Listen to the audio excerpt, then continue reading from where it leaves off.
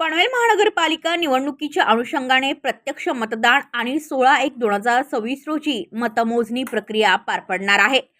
करिता कायदा व सुव्यवस्थेच्या अनुषंगाने पोलीस ठाणे हद्दीत रूट मार्चचे आयोजन करण्यात आले होते. सदर रूट मार्च पोलीस ठाणे येथे सुरू होऊन स्वामी नित्यानंद मार्गावरून पनवेल महानगरपालिका मुख्यालय ते मौलाना अब्दुल कलाम आझाद चौक ते एमजी रोड ते मिरची गल्ली नाका, टपाल नाका ते कर्नाळा भाजी मार्केट सर्कल ते छत्रपती शिवाजी महाराज चौक ते आदर्श हॉटेल चौक ते लाईन आई ते दांडेकर रुग्णालयासमोरून गावदेवी पाडा मार्गे ते व्हीके हायस्कूल येथे समाप्त झाला.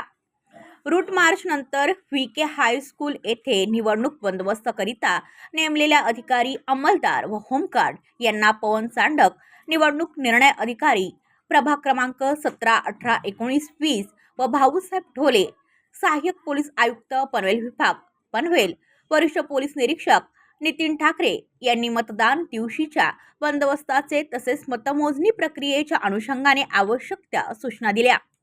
नवी मुंबई पोलीस आयुक्तालयाकडून महानगरपालिका निवडणुकीच्या अनुषंगाने प्रकाशित करण्यात आलेल्या मार्गदर्शक पुस्तिकांचे वाटप देखील बंदोबस्तावरील सर्व अधिकारी, अंमलदार व होमगार्ड यांना करण्यात आले आहे.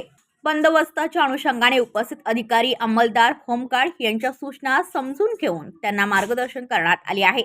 रूट मार्च व मार्गदर्शनानंतर बंदोबस्तावरील 8 अधिकारी, 110 पोलीस अंमलदार व 80 होमगार्ड हजर होते. त्यांना आपापल्या बंदोबस्ताचे ठिकाण व्यवस्थितरित्या समजावून सांगण्यात आले. ब्युरो रिपोर्ट पनवेल, पनवेल वार्ता न्यूज.